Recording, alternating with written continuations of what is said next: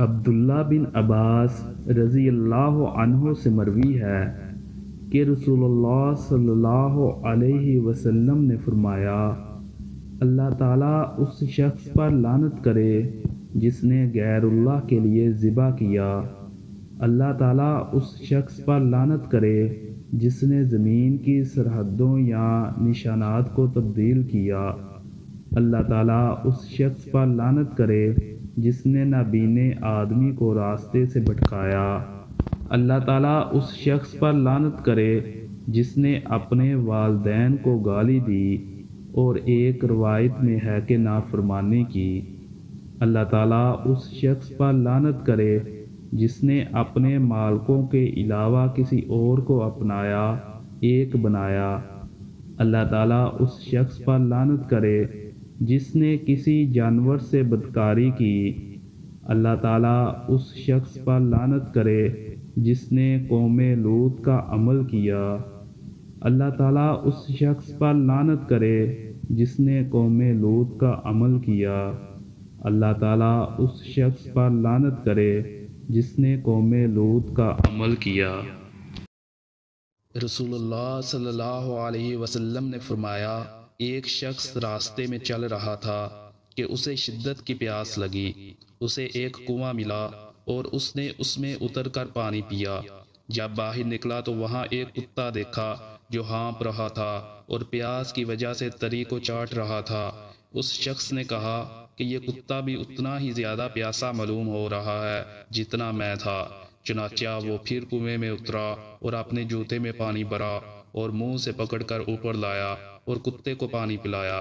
اللہ تعالیٰ نے اس کے اس عمل کو پسند فرمایا اور اس کی مغفرت کر دی۔ صحابہ کرام رضی اللہ عنہم نے عرض کیا کہ یا رسول اللہ صلی اللہ علیہ وسلم، کیا ہمیں جانوروں کے ساتھ نیکی کرنے میں بھی ثواب ملتا ہے؟ حضور صلی اللہ علیہ وسلم نے فرمایا کہ تمہیں ہر تازہ کلیجے والے پر نیکی کرنے میں ثواب ملتا ہے۔ صحیح بخاری حدیث نمبر 6009۔ عبادہ بن صامت رضی اللہ عنہ جو بدر کی لڑائی میں شریک تھے اور لیلۃ العقبہ کے 12 نقیبوں میں سے تھے، فرماتے ہیں کہ رسول اللہ صلی اللہ علیہ وسلم نے اس وقت جب آپ صلی اللہ علیہ وسلم کے گرد صحابہ کی ایک جماعت بیٹھی ہوئی تھی، فرمایا کہ مجھ سے بیعت کرو اس بات پر کہ اللہ کے ساتھ کسی کو شریک نہ کرو گے، چوری نہ کرو گے، زنا نہ کرو گے، اپنی اولاد کو قتل نہ کرو گے، اور نہ عمدن کسی پر کوئی ناحق بہتان باندھو گے، اور کسی بھی اچھی بات میں خدا کی نافرمانی نہ کرو گے۔ جو کوئی تم میں اس عہد کو پورا کرے گا تو اس کا ثواب اللہ کے ذمہ ہے، اور جو کوئی ان بری باتوں میں سے کسی کا ارتکاب کرے اور اسے دنیا میں اسلامی قانون کے تحت سزا دے دی گئی تو یہ سزا اس کے گناہوں کے لیے بدلہ ہو جائے گا، اور جو کوئی ان میں سے کسی بات میں مبتلا ہو گیا اور اللہ نے اس کے گناہ کو چھپا لیا تو پھر اس کا معاملہ اللہ کے حوالے ہے، اگر چاہے معاف کرے اور اگر چاہے سزا دے دے۔ عبادہ رضی اللہ عنہ کہتے ہیں کہ پھر ہم سب نے ان سب باتوں پر آپ صلی اللہ علیہ وسلم سے بیعت کر لی۔ صحیح بخاری حدیث نمبر 18۔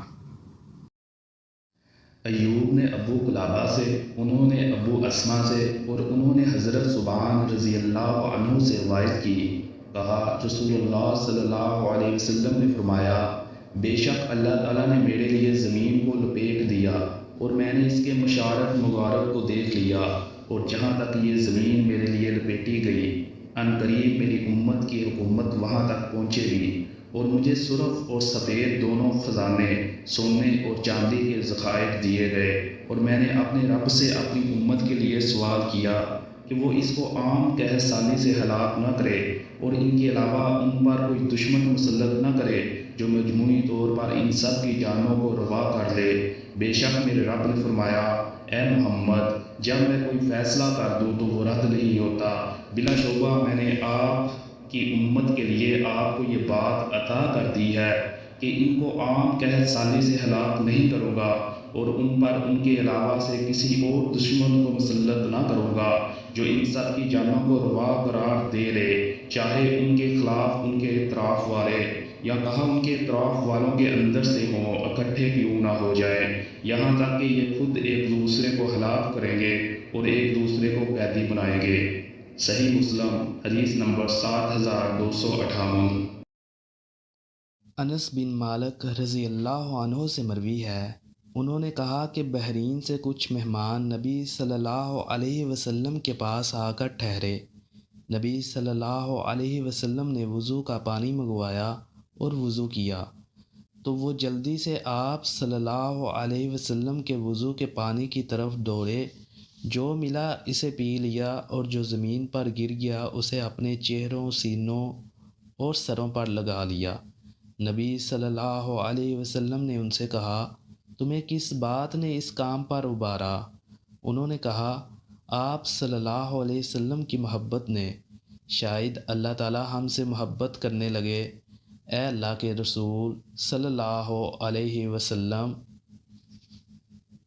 رسول اللہ صلی اللہ علیہ وسلم نے فرمایا، اگر تمہیں یہ بات پسند ہے کہ اللہ اور اس کا رسول تم سے محبت کریں تو پھر 3 عادات کی حفاظت کرو: سچی بات کہنا، امانت ادا کرنا اور بہترین پڑوسی بننا، کیونکہ پڑوسی کو تکلیف دینا نیکیوں کو اس طرح مٹا دیتا ہے جس طرح سورج برف کو پگھلا دیتا ہے۔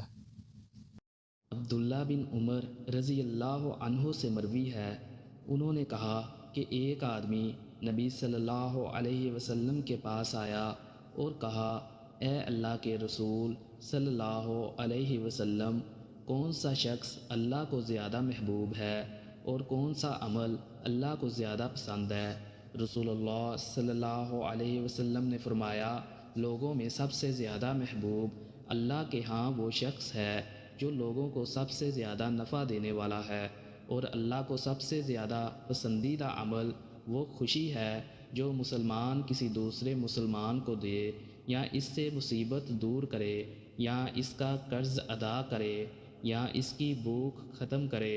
اور اگر میں کسی بھائی کے ساتھ اس کی ضرورت پوری کرنے کے لیے چلوں تو یہ مجھے اس مسجد یعنی مسجد نبوی میں 1 ماہ اعتکاف میں بیٹھنے سے زیادہ محبوب ہے۔ جس شخص نے اپنا غصہ روکا، اللہ تعالیٰ اس کے عیوب پر پردہ ڈال دے گا۔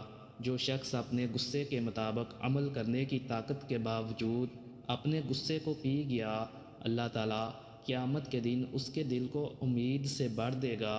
اور جو شخص اپنے بھائی کے ساتھ اس کی ضرورت پوری ہونے تک اس کے ساتھ چلا تو اللہ تعالیٰ اسے اس دن ثابت قدم رکھیں گے جس دن قدم ڈگمگا رہے ہوں گے، اور یقیناً بد اخلاقی عمل کو خراب کر دیتی ہے جس طرح سرکہ شہد کو خراب کر دیتا ہے۔ عبداللہ بن عمر رضی اللہ عنہ سے مروی ہے، انہوں نے کہا کہ رسول اللہ صلی اللہ علیہ وسلم نے فرمایا، اللہ کے کچھ بندے ایسے ہیں جو نہ تو انبیاء ہیں اور نہ ہی شہداء، لیکن قیامت کے دن ان کی اللہ کے ساتھ قربت کی وجہ سے انبیاء اور شہداء ان پر رشک کریں گے۔ ایک اعرابی اپنے گھٹنوں کے بل کھڑا ہو کر کہنے لگا، اے اللہ کے رسول صلی اللہ علیہ وسلم، ہمیں ان کے بارے میں بتائیے اور ہمارے لیے ان کی وضاحت کیجیے۔ آپ صلی اللہ علیہ وسلم نے فرمایا، وہ مختلف قبائل میں سے لوگوں میں سے غیر معروف لوگ جنہوں نے اللہ کے لیے دوستی کی اور اللہ کے لیے آپس میں محبت کی، قیامت کے دن اللہ تعالیٰ ان کے لیے نور کے ممبر رکھے گا۔ لوگ ڈر رہے ہوں گے لیکن یہ نہیں ڈریں گے، یہ اللہ کے وہ دوست ہوں گے جن پر لا خوف علیہم ولا ہم یحزنون، نہ کوئی خوف ہوگا اور نہ وہ غمگین ہوں گے۔ انس رضی اللہ عنہ سے مروی ہے کہ نبی صلی اللہ علیہ وسلم کچھ لوگوں کے پاس سے گزرے جو پتھر اٹھا رہے تھے۔ آپ صلی اللہ علیہ وسلم نے فرمایا، یہ لوگ کیا کر رہے ہیں؟ لوگوں نے کہا کہ یہ پتھر اٹھا سختی، قوت، مضبوطی حاصل کرنا چاہتے ہیں۔ نبی صلی اللہ علیہ وسلم نے فرمایا، کیا میں تمہیں اس سے بھی قوت والی یا مضبوط چیز نہ بتلاؤں؟ یا اسی طرح کی کوئی بات کہی۔ وہ شخص جو غصے کے وقت اپنے آپ کو قابو میں رکھتا ہے وہ اس سے زیادہ قوت والا اور مضبوط۔ اور ایک روایت میں ہے کہ نبی صلی اللہ علیہ وسلم کچھ لوگوں کے پاس سے گزرے جو ایک دوسرے سے کشتی کر رہے تھے۔ آپ صلی اللہ علیہ وسلم نے پوچھا، یہ کیا کر رہے ہیں؟ لوگوں نے کہا، اے اللہ کے رسول صلی اللہ علیہ وسلم، یہ فلاں پہلوان ہے، جو بھی اس سے مقابلہ کرتا ہے یہ اسے پچھاڑ دیتا ہے۔ رسول اللہ صلی اللہ علیہ وسلم نے فرمایا، کیا میں تمہیں اس سے بھی بڑے پہلوان کے بارے میں نہ بتاؤں؟ وہ شخص جس پر کسی دوسرے آدمی نے ظلم کیا تو اس نے اپنا غصہ پی لیا، اس طرح وہ خود پر بھی غالب آ گیا، اپنے شیطان پر بھی غالب آ گیا اور اپنے ساتھی کے شیطان پر بھی غلبہ حاصل کر لیا۔ نبی کریم صلی اللہ علیہ وسلم نے پچھلی امتوں کے ایک شخص کا ذکر فرمایا کہ اللہ تعالیٰ نے اسے مال و اولاد عطا فرمائی تھی۔ فرمایا کہ جب اس کی موت کا وقت آیا تو اس نے اپنے لڑکوں سے پوچھا، باپ کی حیثیت سے میں نے کیسا اپنے آپ کو ثابت کیا؟ لڑکوں نے کہا کہ بہترین باپ۔ پھر اس شخص نے کہا کہ اس نے اللہ کے پاس کوئی نیکی نہیں جمع کی ہے، اور اس نے یہ بھی کہا کہ اگر اسے اللہ کے حضور میں پیش کیا گیا تو اللہ تعالیٰ اسے عذاب دے گا۔ اس نے اپنے لڑکوں سے کہا کہ دیکھو، جب میں مر جاؤں تو میری لاش کو جلا دینا، اور جب میں کوئلہ ہو جاؤں تو مجھے پیس دینا، اور کسی تیز ہوا کے دن مجھے اس میں اڑا دینا۔ اس نے اپنے لڑکوں سے اس پر وعدہ لیا، چنانچہ لڑکوں نے اس کے ساتھ ایسا ہی کیا۔ پھر اللہ تعالیٰ نے فرمایا کہ ہو جا، چنانچہ وہ ایک مرد کی شکل میں کھڑا نظر آیا۔ پھر فرمایا، میرے بندے، یہ جو تو نے کیا کرایا ہے اس پر تجھے کس چیز نے مادہ کیا تھا؟ اس نے کہا کہ تیرے خوف نے۔ اللہ تعالیٰ نے اس کا بدلہ یہ دیا کہ اس پر رحم فرمایا۔ صحیح بخاری حدیث نمبر 6481۔